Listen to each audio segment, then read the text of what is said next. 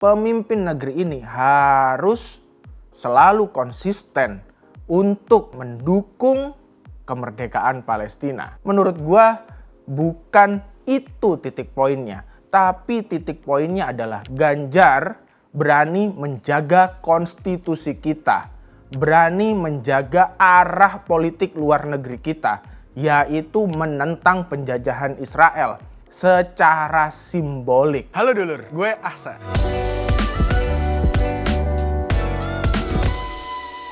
Halo dulur, gue Ahsan. Selamat datang lagi di Think Tank. Meskipun hari ini gue pakai baju yang sangat cerah, tapi sebenarnya kita sedang menyaksikan kondisi yang tidak baik-baik aja. Dan gue sendiri pun sedang berduka. Duka itu nggak lain karena saudara-saudara kita di Palestina itu kembali menjadi sasaran kekerasan, sasaran amuk dari Israel. Serangan bertubi-tubi kepada Palestina memporak-porandakan masyarakat Palestina. Banyak anak-anak kecil yang meninggal dunia, banyak warga sipil yang meninggal dunia. Yang itu semua sebenarnya gampang aja untuk disebut sebagai telah melanggar soal hukum perang. Bahwa perang sebenarnya itu harus menyasar kepada militeri strategis, bukan warga sipil, apalagi anak-anak. Kalau yang terjadi kemudian seperti yang kita saksikan, ya itu bahkan lebih dari sekedar invasi, itu adalah penjajahan. Dan kita tahu penjajahan Israel kepada Palestina itu sudah berlangsung lama. Wilayah Palestina dari waktu ke waktu terkikis oleh penjajahan Israel.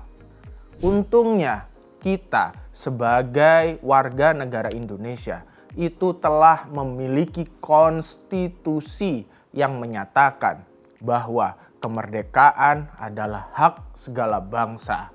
Oleh sebab itu, segala penjajahan di atas muka bumi ini harus dihapuskan. Dan menurut gue, praktik nyata dari proklamasi Republik Indonesia itu, atau dalam hal ini yang menjadi dasar juga bagi konstitusi kita, adalah dengan mendukung kemerdekaan Palestina.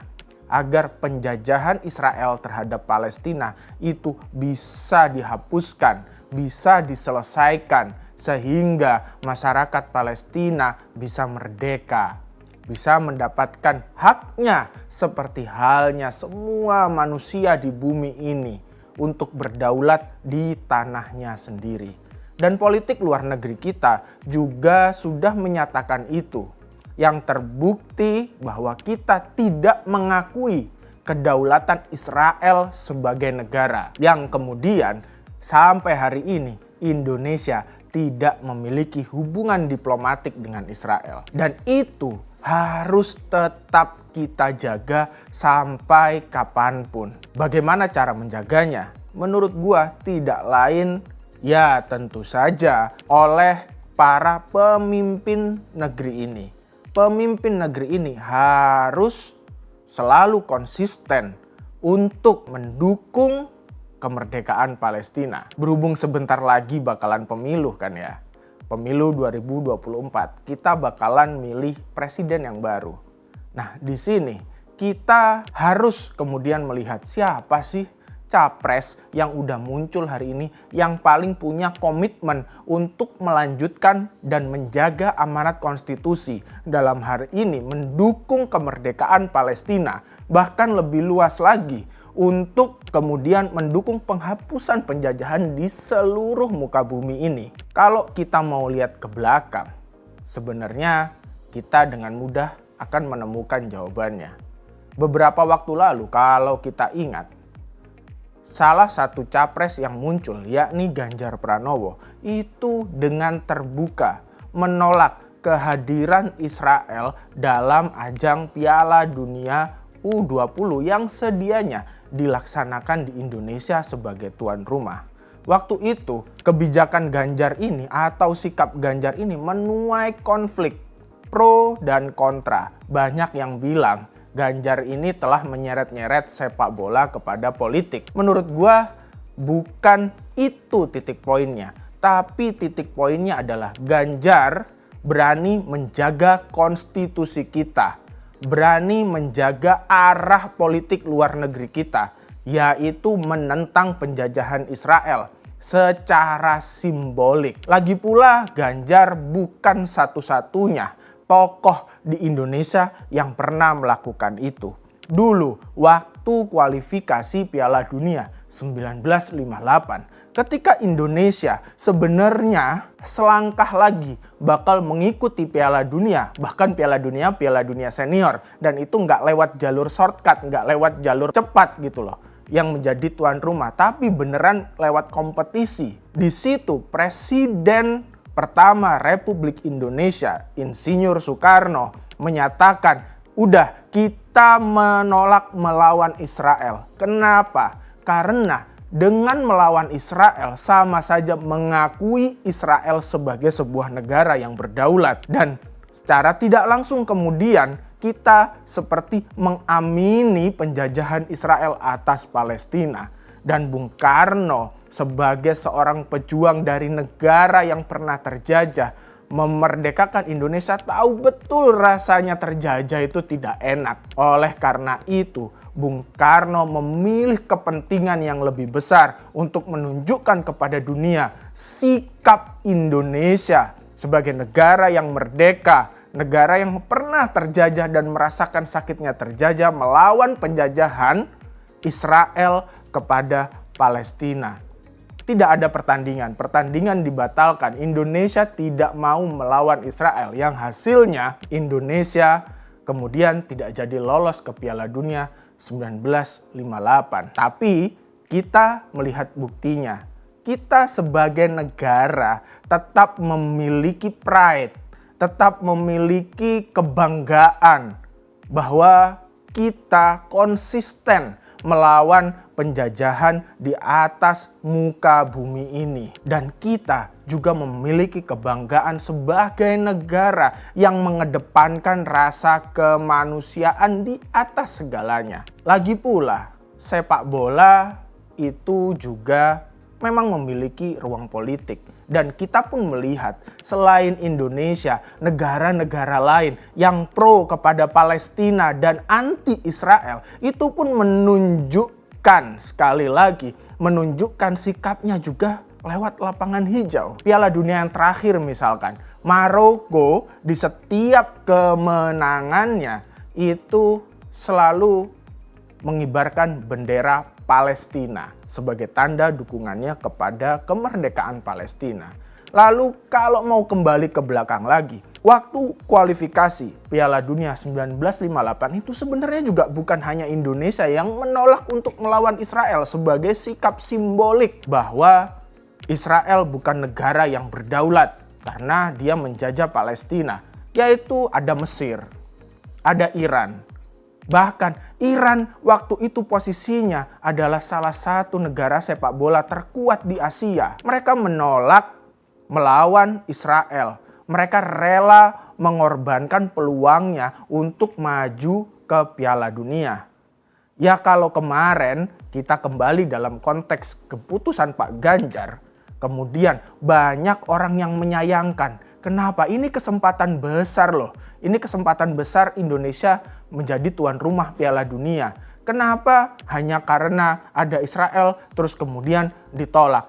Sekali lagi ini bukan hanya karena, dan menurut gua bukan maksud dari Ganjar Pranowo seperti kata banyak orang itu mengecewakan atau memupus harapan bakat-bakat sepak bola yang harusnya bisa bertanding di Piala Dunia U20. Oh tidak, Pak Ganjar ini fans bola. Dan Pak Ganjar itu pasti sangat mendukung bakat-bakat terbaik negeri ini bisa sampai ke ajang tertinggi sepak bola, yaitu Piala Dunia. Bahkan bukan hanya di kategori umur, kalau bisa ya memang di kategori senior.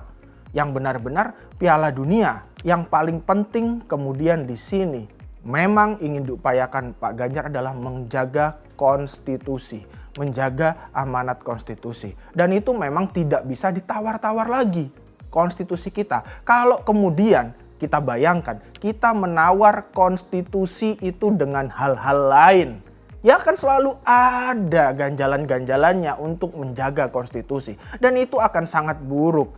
Bagaimana konstitusi kita selalu dikompromikan. Apalagi nih sekarang kita kemudian melihat Mahkamah Konstitusi ini cenderung kemudian sudah mulai diobok-obok. Nah ini kan harus dijaga sebenarnya. Mahkamah Konstitusi sebagai penjaga konstitusi ya harus independen. Dan itulah menurut gua yang kemarin juga tidak diinginkan oleh Pak Ganjar Pranowo. Dia ingin konstitusi kita kuat apapun kondisinya. Soal sepak bola ya kalau bisa ya tetap dikawal. Toh tokoh-tokoh yang kemarin yang mengkritisi, tokoh-tokoh politik maksud saya yang kemarin mengkritisi Pak Ganjar karena menolak Piala Dunia U20. Bahkan ada yang kemudian gembar-gembor, wah saya sudah berjuang sebagai ketua PSSI. Ya kalian tahulah siapa yang dimaksud. Dia berjanji ingin mereformasi sepak bola Indonesia. Toh hasilnya apa? Sampai hari ini tidak terbukti.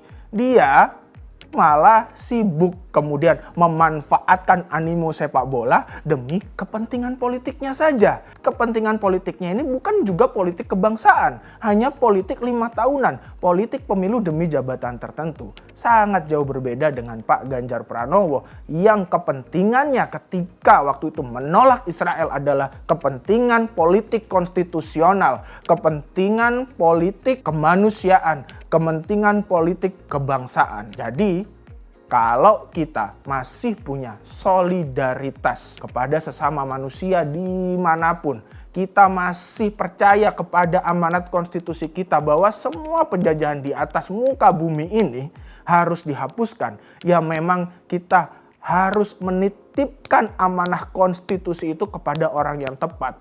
Dan dalam hal ini, dalam konteks penjajahan Israel terhadap Palestina, kita pun berharap Indonesia bisa berperan lebih garang, berperan lebih aktif untuk mendukung kemerdekaan Palestina. Dan dari presidennya, ya kita tahu, yang berani mengambil tindakan tidak populer, tindakan yang mungkin bisa menggerus elektabilitasnya, tapi tetap sikap itu dilakukan, tindakan itu dilakukan demi hal yang lebih besar, demi memperjuangkan konstitusi, demi melihat saudara-saudara kita di Palestina merasakan kemerdekaan dan kenyamanan yang sama seperti kita. Itu adalah Bapak Ganjar Pranowo.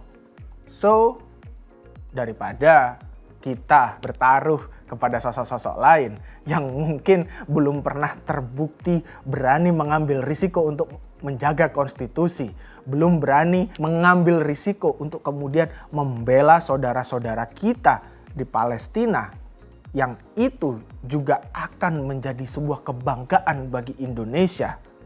Kebanggaan yang luar biasa. Kalau di kemudian hari kita melihat Palestina bisa merdeka dan mendapatkan haknya. Ngapain kita berharap pada yang lain? Orang-orang yang belum berani bertaruh itu. Kalau gua sih, ya yang udah terbukti aja. Gitu aja kok repot. Bye.